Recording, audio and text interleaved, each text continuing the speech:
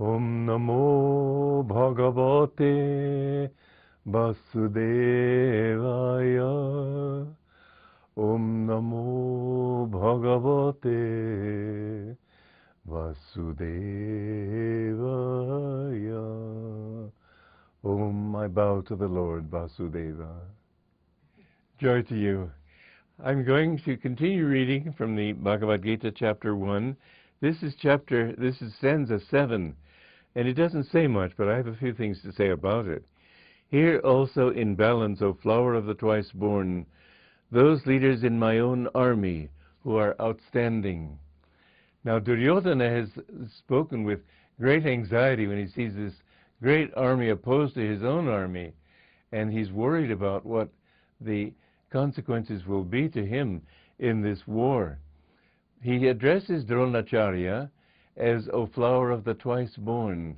To be twice-born is an interesting thing. Jesus said also that you must be born again. And many people think that it just means that you accept Jesus at the altar. It has another deeper meaning. To be twice-born means you've been born of the flesh, but when you are truly baptized by the Spirit, by hearing the sound of Om, by having some divine contact so that God awakens you in spirit. This is a very important part of your growth toward God. You must be born not only of flesh and blood, but of the Spirit. I was twice born when I met my Guru. I remember my father was very upset with me and tried to take me away from the path, and I finally had to write to him, and I didn't like to do it, but I said, I don't want to say these things, but I must say them. Physical birth is something, and I'm grateful to you for that.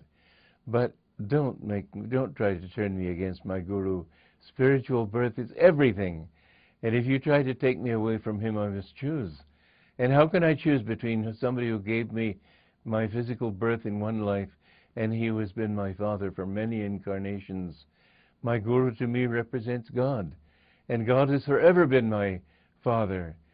So don't force me to, because if I do, there will be no choice. So from then on he kept silent. But one doesn't like to disappoint one's parents. One doesn't like to disappoint one's family. And yet I have to tell you this, that if you want God, you will have to disappoint somebody. And the chances are it will be your mother, your father, your relatives. Because the world, you can't seek God with your feet in two boats. The currents will separate those boats, and you'll fall in the middle and drown. You must make your choice in life. Do you want truth or do you want error?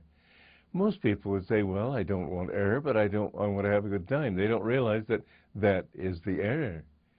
They think that they want to live a responsible life in this world, but responsible to whom? To a bunch of people who are all in error? There is only one truth, and that is God. Everything else is delusion.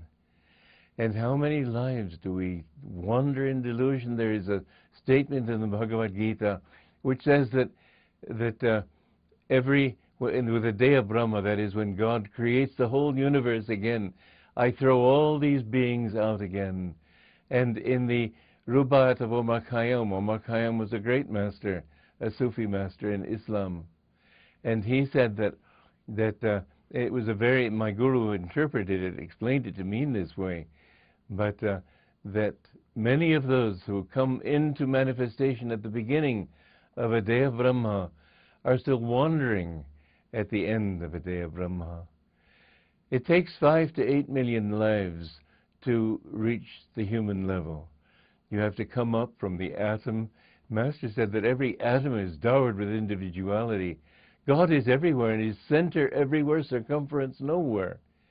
You have to realize that everything is God, and everything, therefore, is conscious. But gradually that little germ of consciousness that is in the atom begins to expand. They say that before a galaxy is formed, or a sun is formed, that the magnetism, the gravitational pull of an atom is very small, and atoms may be within 17 miles of each other or more. And then sometimes they happen to come together, and that makes their gravity greater. And when more and more come together, their gravity gets greater and greater until finally it's so great that it sucks great clouds of atoms in from billions of miles away, and a great star is formed. The sun is 93 million miles from where we are right now. It's 8 minutes it takes the light to get here. And the gradual growth of consciousness through these coalescing forms comes up to the point where science begins to speak of living beings, but everything is living. It's just that a rock can't play chess with you. A rock can't answer your questions, but a rock knows that it's somehow there. J.C. Bose, the great Bengali scientist, proved that rocks respond to stimuli, and they can also respond to poison and completely die.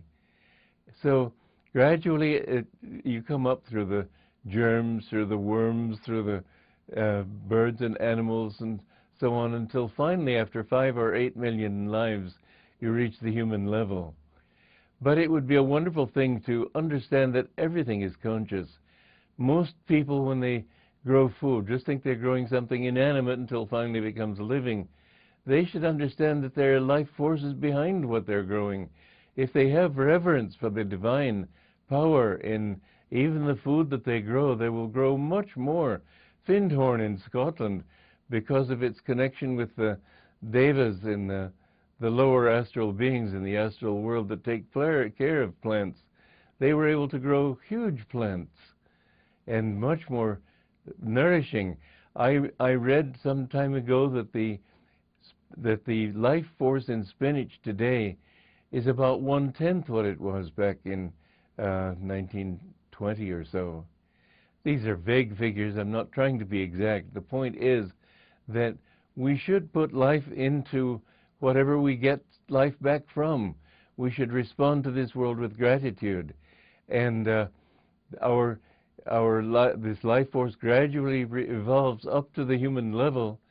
And from then on, as I said before, you can't fall from that level unless you're very naughty, let's say. But if you continue from the human level, you can reach God.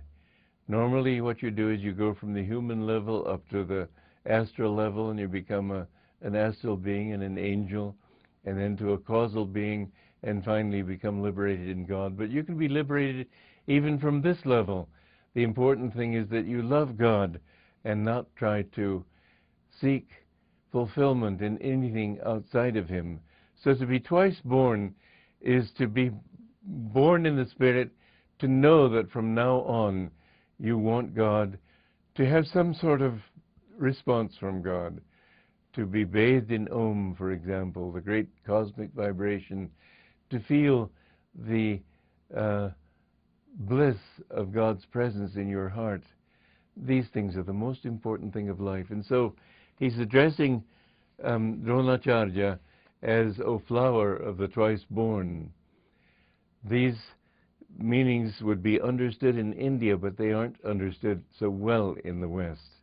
Well, next time we'll go on with chapter 8. God bless you. Joy to you.